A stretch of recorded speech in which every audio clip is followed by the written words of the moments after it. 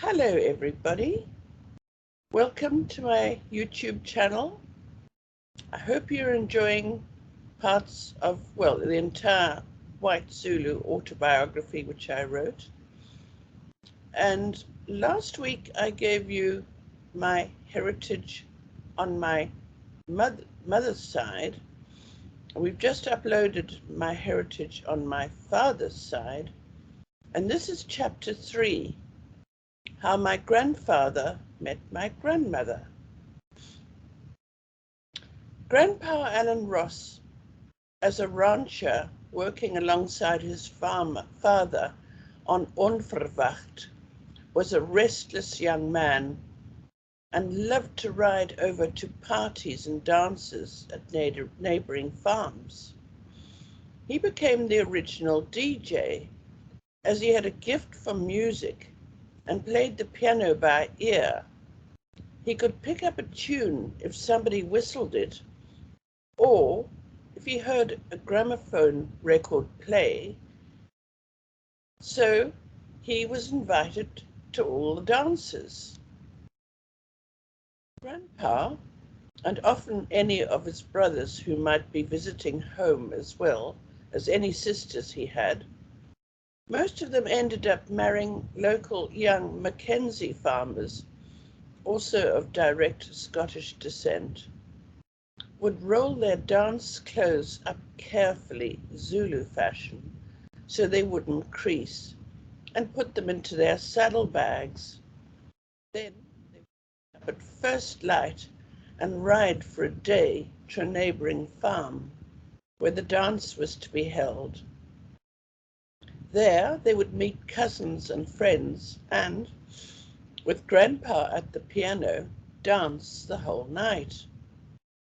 Gramophones and records were a brand new fashion, and the young farmers danced to those as well. All the farmers, some of them women, would dance until dawn and, after a hearty breakfast, collected their horses from the paddocks where they'd been turned out for the night, often in winter, having to scrape frost off their saddles. Then they'd ride the long journey back to their farmsteads to start another day's hard work on their far-flung cattle and sheep ranches. My great-grandfather, W.G. Brown, to get away from the oppressive Durban summer heat, would rent rooms in a hotel in the Dargle area for a month or two in January and February, and take his family up there by horse and carriage. When he tired of renting rooms, he bought a large piece of land at the top end of the Dargle Valley, at the foot of a peak called the InHlosane, and built a sturdy stone house which he called Beverly. That was how, at a dance on a ranch in the Dargle district, a handsome young rancher from the Nottingham Road district, Allen Ross, Grandpa, caught Molly Brown's, my grandma's, eye.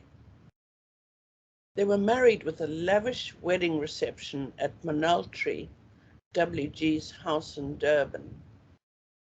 W.G. Brown arranged for 5,000 acres of fine ranching land in the foothills of the Drakensberg Mountains, at the other end of the InHlosane Valley, to be pegged out by the bridegroom. The Drakensberg Mountains were given this name by the early Boer settlers because the sharp and jagged outline, covered in snow except for 6 months in the summer, resembled the scaly black back of a dragon. At that time in South Africa, pegging out was the standard method of land purchase. A day's ride out across the countryside, and a peg was placed in the ground, followed by a second and third day's ride to set the other 4 pegs, produced roughly 5,000 acres. WG then paid 20 guineas to the Crown and gave the land to Alan and his beloved Molly as a wedding present. This privileged young couple named their land New Forest. As my newlywed grandma and grandpa were also farming his father-in-law's ranch, Beverley, situated at the foot of the InHlosane Mountain at the time, he used the land at New Forest to support and graze several thousand extra head of cattle and sheep, using Zulu herdsmen to look after them. He had them build a kraal of huts for themselves and their families, and he also arranged to have a small fishing cottage built there. This was a very functional, small square house built with homemade bricks, a corrugated iron roof, and had a deep veranda on the three sides which caught the full brunt of the African sun.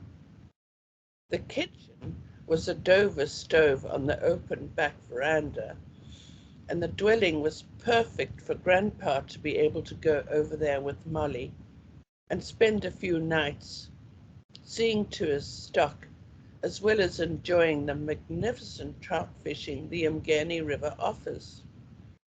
The huge tracts of dense natural bush also offered good hunting, and the Rosses often arranged hunting parties there, where local and neighboring farmers could spend the day using their Zulu laborers as beaters to shoot majestic nkonga, bushbuck bulls, as well as mountain reedbuck, and even the tiny grey and blue duikers, known locally as the peatybuck, and no larger than a fox terrier.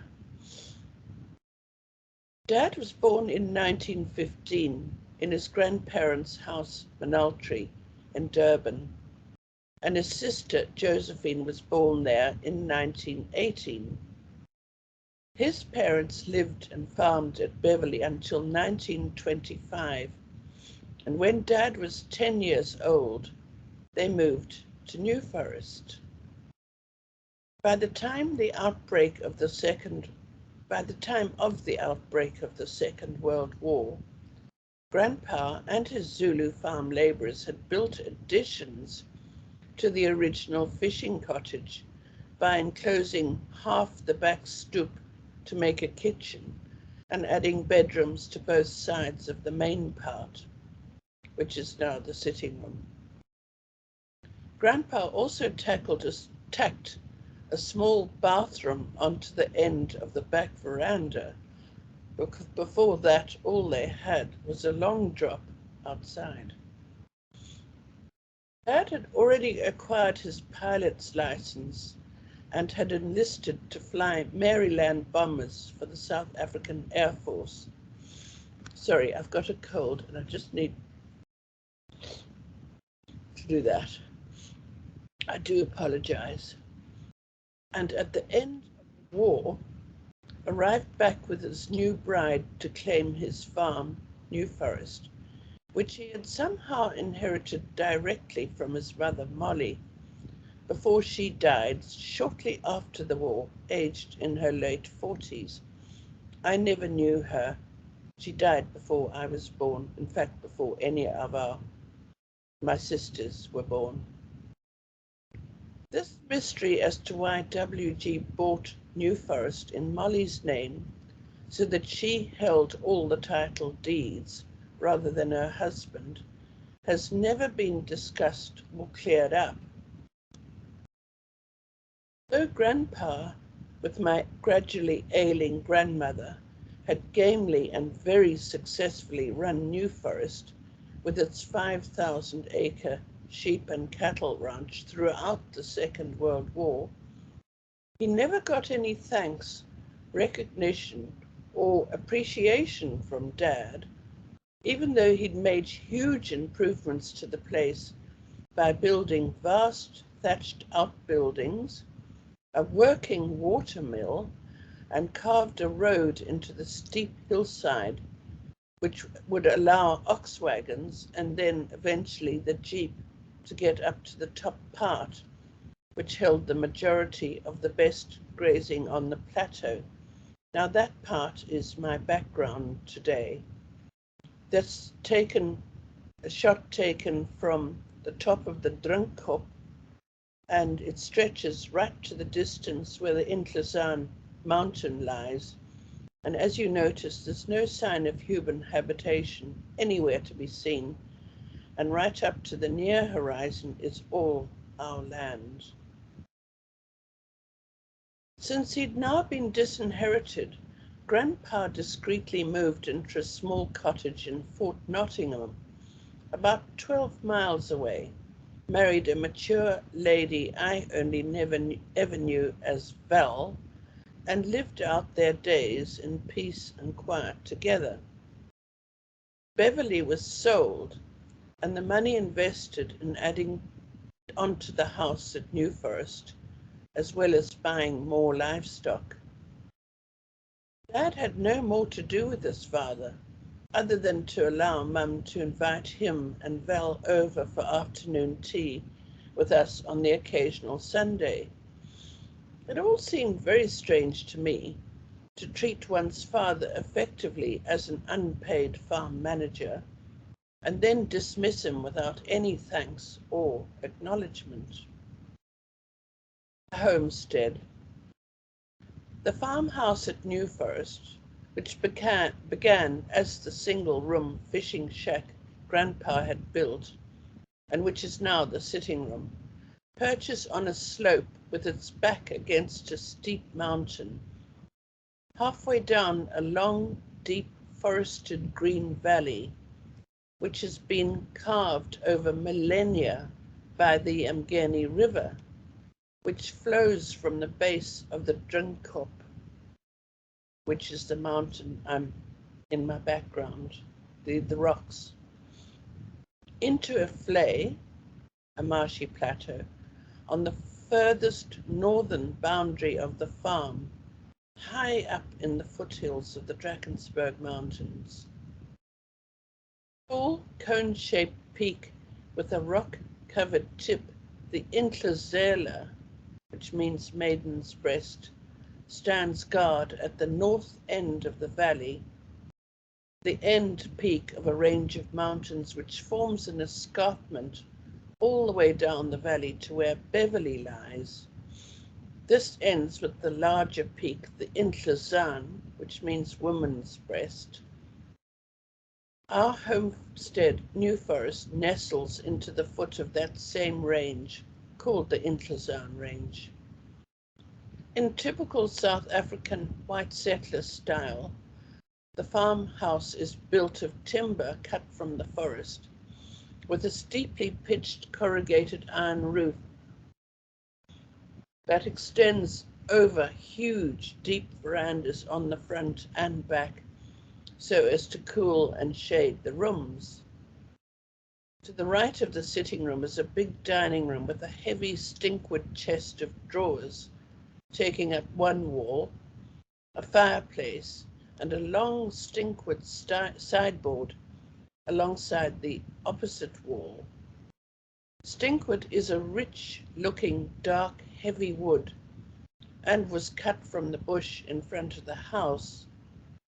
The wood has a pungent-smelling sap, which gives it its name.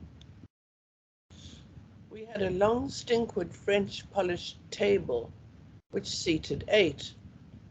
Occasionally our midday meals in the dining room were enlivened by a rustle and a thud as a snake, climbing through the variegated ivy which festooned the entire front of the house, arrived at the open sash window and slithered over the windowsill to fall onto the wooden floor inside the room. We would all jump to our feet, and Mum would ring the bell for Makai or Masango. Inyoga, snake, she would call, and one or both of them would run in, carrying a pair of iron fire tongs from the sitting room fireplace. We moved out onto the front veranda while the snake was cornered and removed, and then we went back to our seats to resume our meal. In front of the house are lawns, gardens, and paddocks which lead right down to the Mgeni riverbank, and on the other side of the river is another mountainside which rises steeply, forming the east side of our valley, and is covered by the dense evergreen indigenous forest we call the bush. The house faces the bush, and between the two bottom paddocks there is the dirt district road that belongs to the government and runs the length of the valley.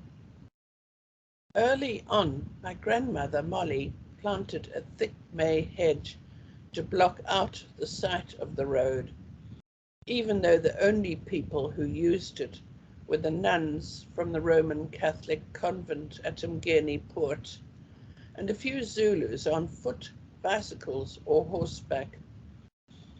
Grandpa would tell us how he used to sit on the big wide front veranda when he was living there alone with Molly, with his feet up, a tall glass of chilled lager, courtesy of the cool dairy, in his hand, and the 12-bore shotgun loaded with rock salt propped against the arm of his white cane armchair. On Saturday and Sunday afternoons, merrily drunk Zulus would come staggering past along the district road, just out of sight below the hedge. They sang raucously at the tops of their voices, the songs echoing up and down the valley, which annoyed Grandpa. "I don't want them making all that racket while I'm enjoying a well-earned pre-lunch drink," he would grumble. On one occasion, raising the shotgun to his shoulder, he fired both barrels over the hedge. Voices were cut short in mid-song, and there'd be a long silence as the report echoed off the sides of the valley. Then a sudden flurry and the thudding sound of bare feet running away in both directions as the singers bolted off down the road.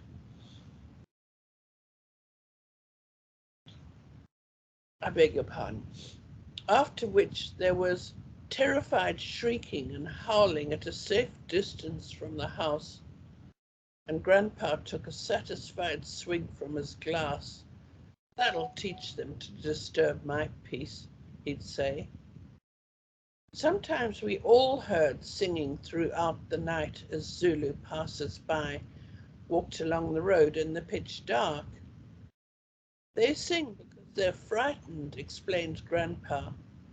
"They think the noise keeps away evil spirits and anything else that might pounce on them, like our resident leopards." The racket annoyed my parents as well, but they never went so far as to shoot over the Zulus' heads as Grandpa had done. Beyond the dining room was the InHlosane, the Zulus' version of a glassed-in veranda, which, being north-facing, was always the warmest place in winter, as it had the afternoon sun streaming in, and a wonderful view up the length of the valley, with the InHlosane peak standing sentinel at the end. Just behind the house, my grandmother had planted gum trees in a semicircle as a windbreak, and these had grown extremely rapidly, as gums do. They shot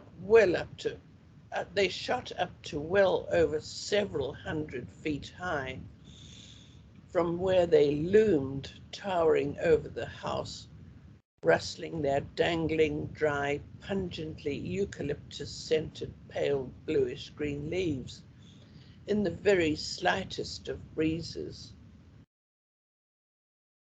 The stronger winds whipped their foliage to a constant roar like waves breaking into rough surf. And I used to lie in bed in the dark on stormy nights, imagining I was at the beach, listening to the sound of the sea. The gums were the bane of my mother's life, as they cast long shadows over the house well before the sun sank below the mountain behind us, and it was almost impossible to grow anything underneath them.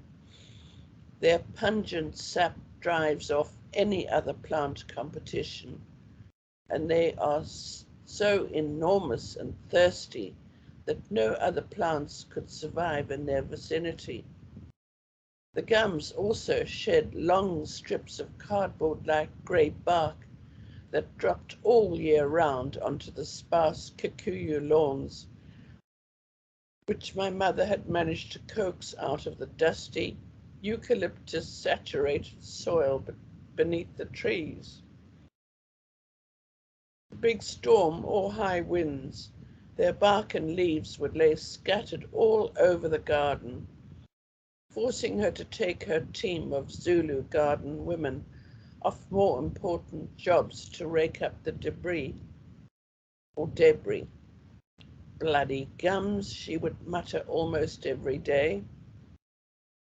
During one particular fierce thunderstorm, a bolt of lightning hit a gum tree instead of the tall lightning conductors on the roof of our house. The tree exploded in the most spectacular fashion as eucalyptus sap boiled through the trunk and split it in half down the center, blazing and spitting. Mum was delighted, and from then on hoped to get rid of the remaining gums in the same fashion. But, as the saying goes, lightning doesn't strike twice in the same place. So, after much nagging, Mum eventually persuaded Dad to arrange for a contractor to come and fill the worst offenders, which remained. The fact that they were so close to be almost on top of the house made the job of dropping these massive trees in just the right place extremely difficult. And Mum made us small girls all go and stand as far away as possible beyond the sheds behind the house while the felling took place. The fact that the slightest miscalculation or even a soft breeze would cause one of the trees to drop onto the house, flattening it completely, didn't seem to concern her, just so long as she got her way and rid of the gums was enough. Apparently Dad felt it was worth risking the homestead just to get Mum off his case. Big double garage with a storeroom alongside the saddle room, where Dad kept his tack and polo equipment. And at the back of the garage were two rooms where our chef, Masango, and our houseboy, Makai, slept. Like most of the Zulus on the farm, they lived in Mpendla, the settling over the back of the mountain behind our house, and went home to their families for one long weekend a month.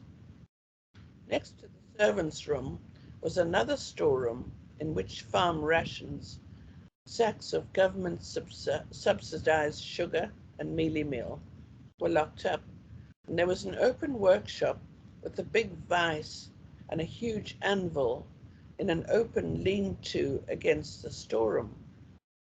In this, there was a makeshift forge in which the farm manager shaped pieces of metal to repair the ox-drawn plows, rakes, and mowers.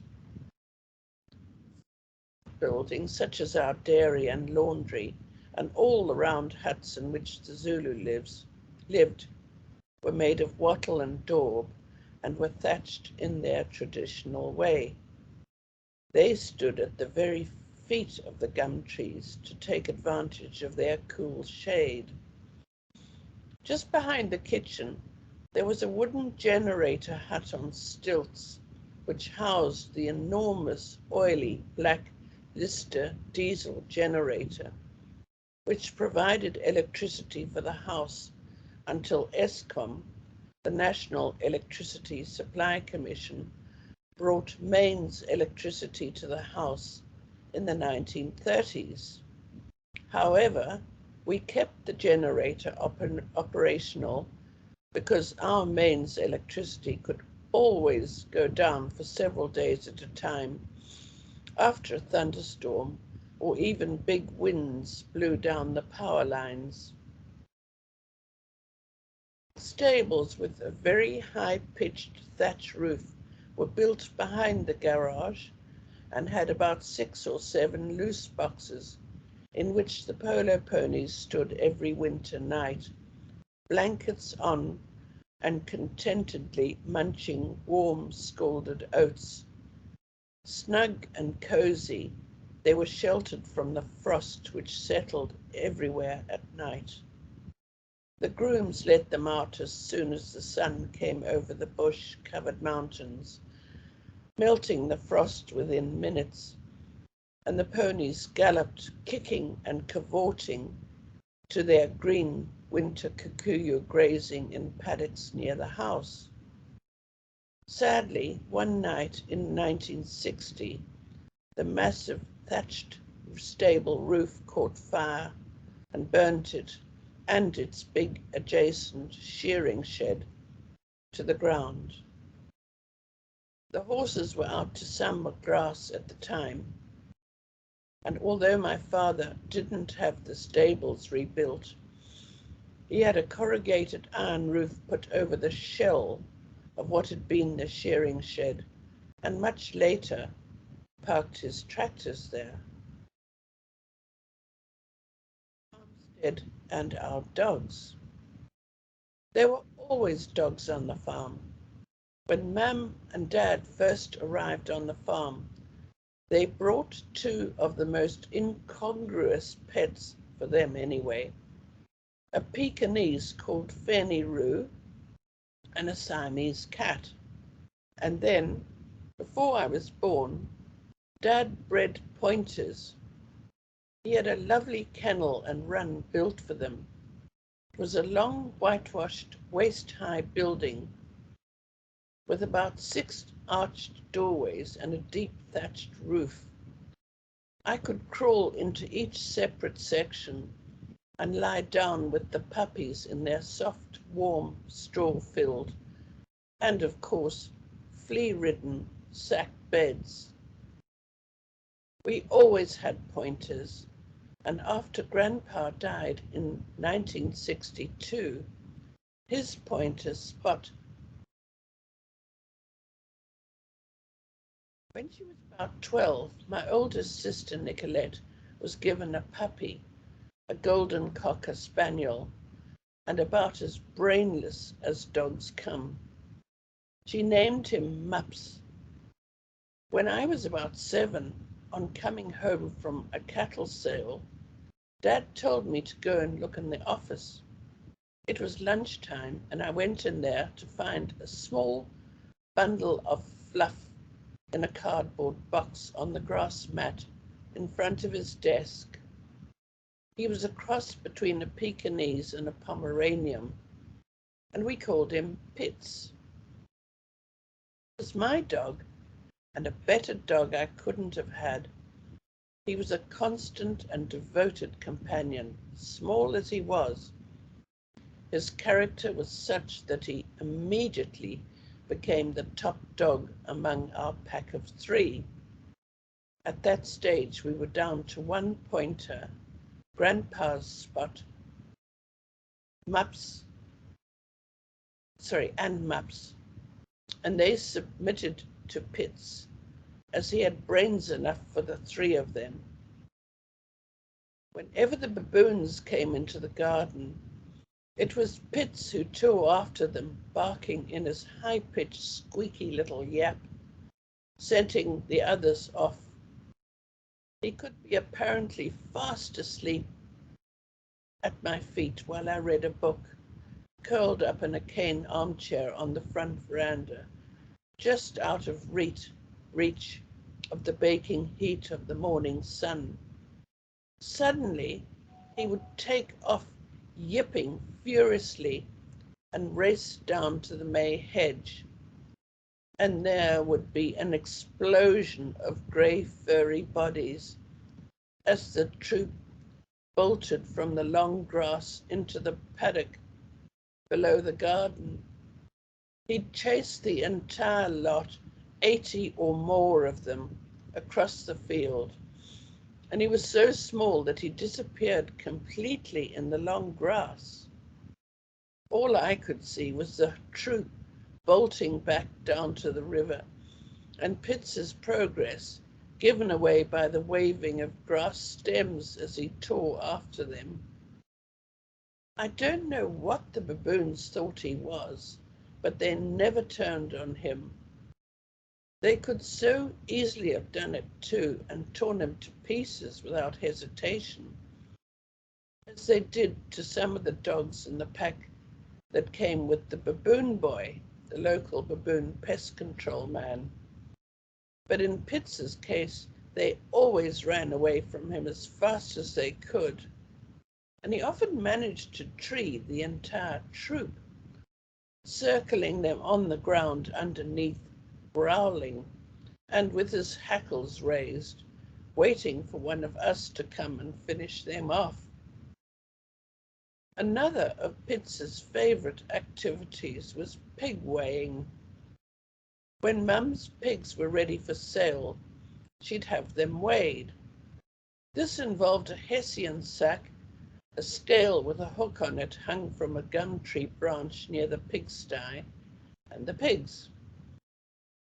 Was for our labourers to grab a pig by the back foot, stuff it head first into a sack, and then hang the sack on the hook. Mum would stand there with her notebook, taking down each pig's weight. The squealing was deafening. Pitts normally gave the pigs a wide berth, although he could slip under the poles and into their sty with ease if he wanted to. But now they were in such distress, he loved it, and spent a happy morning snapping at their heels as they were grabbed, and circling them when they were hanging upside down from the scales, yapping and snarling. He must have driven everybody crazy and got underfoot in the worst possible way. But our farm labourers had enormous respect for Pitts, and even Mum was amused by his antics and didn't have him banished. I went out on a ride. The dogs nearly always came with me, unless I was working with cattle or sheep. When Mackay locked them up in the dairy until I was long gone, they ran along next to me, and if Pitts got tired, as he often did, with his short little legs and extra heavy coat, I'd stop, let him catch up, take my foot out of the stirrup, my bare foot, out of the stirrup, and let it dangle down near his head. He knew to jump up on my foot, and then I'd lean down and grab his scruff and manhandle him onto the saddle. There, he'd sit for the rest of my ride on the pommel, regally taking in the scenery, while the others had to tag along in the dust and heat. If we came to a stream, a dam, or the river, then everybody went in for a swim. My horse and the dogs would always slip in for a dip, and often I would as well if it wasn't too close to the district road. Pitts, being so small, wasn't daunted by deep water and swam with the best of them. He was weighed down by his extremely thick coat, but it didn't seem to slow him. The best thing about Pitts was that when I was eventually sent away to boarding school, he didn't switch allegiance to Dad like the others did. He'd wait for me to come back, Dad told me. When I finally came home for a day out after what seemed like years to both of us, he jumped into my arms to lick me and whimper with delight. Pitt spent many happy years on the farm until he died in his sleep at the ripe old age of 15. There are many photographs of my dog Pitts, the homestead, the gum trees, and the InHlosane Peak to be found on my website at www.whitezulubook.com. I want to thank John Moslane for being my sound engineer and for enabling me to put out these broadcasts. Without him, I could not do this. Thank you so much for listening. I hope you enjoyed it. There's more to come, and goodbye.